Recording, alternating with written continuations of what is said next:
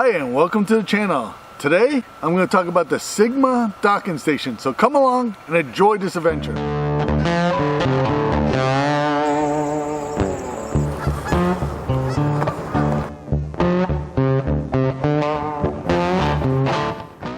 Well, right now I have my Sigma 150 to 600 millimeter sport lens connected to the computer through the docking station.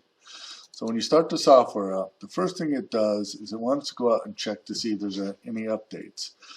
It uses the internet obviously to do this. It's really effective. I'm a big fan of updating software because you don't know what flaws were in the old software.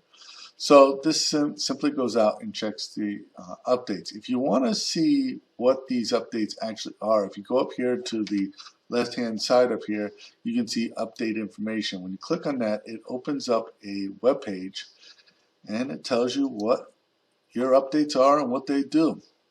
Pretty straightforward. That's what it is. So when you start the software, you get three buttons: check for updates, firmware update, which we already checked, and then customization. So first thing we do is click customization. Now the first button we have here is focus. Now this is great if there's a problem with your camera focusing. And the great thing I like about this is it's not a global setting like some of the software that you see out there.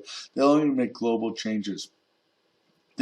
So if you have a problem at 150 millimeters at 6 meters, you can plus or minus right here. You don't have to make a global change to the lens. As you can see from my camera, it seems to be focusing fine everywhere. The second button is full-time MF, manual focus, off or on. I have it on. That means that at any time while I'm using my lens, I can manually focus my camera. So if the camera is not focusing or the lens is not focusing on what I want it to do, I can manually focus. Down here you can see this little setting down here, and what this means is that you can adjust how far you have to turn the rings to get different focuses. So if you move this to the left, you have to turn the ring to move the focus further, and if you move it to the right, you have to turn it less. I have it on 4. I find this useful for me, but you might find it different. This button doesn't work for this lens. And this is one thing you got to remember with Sigma. Some of these buttons will not work with all lenses, so just be aware of that. So if you have a list of lenses here, this button will work for some, this button will not, that kind of stuff. So the last one is customization mode.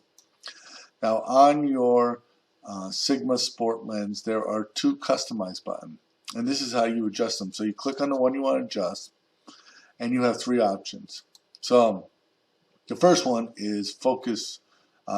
So do you want it to focus fast? That's fast priority. Standard, which is kind of a mix of it. And then smooth, which you would use if you were shooting video. But because I'm using this for wildlife photography, I have it set to fast. Hit OK. And the next one is focus limit settings. Now you would use this now it's set up right here to shoot between 5 meters and 10 meters, or about 17 feet and about 32 feet. And the reason I have this set up for is this is for a particular place that I shoot where I really can't take pictures closer than 17 feet, and I can't take any pictures further than about 32 feet. So that's the reason why I have this set up like this here.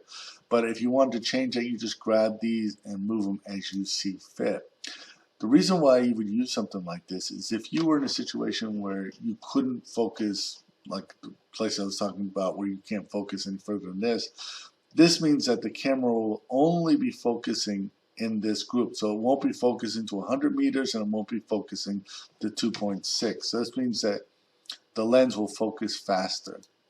And then the last one is OS settings. So OS is optical stabilization. So dynamic means that it's more focused on having the image in your viewfinder stable. Again, a great option for shooting video. Standard kind of says we're going to make sure that your images are well balanced, and then module is kind of like the compromise between the two of them. I find this one very useful when in that situation. In different situations, so I'd use standard if I was shooting video. Dynamic, I'm not really sure why you would use that one, but maybe dynamic would be the one you use for video, and standard would be film. So that's how you have, and this is a compromise between both of them. And then you would hit return. If you wanted to set the second one, you could do it here, hit return again.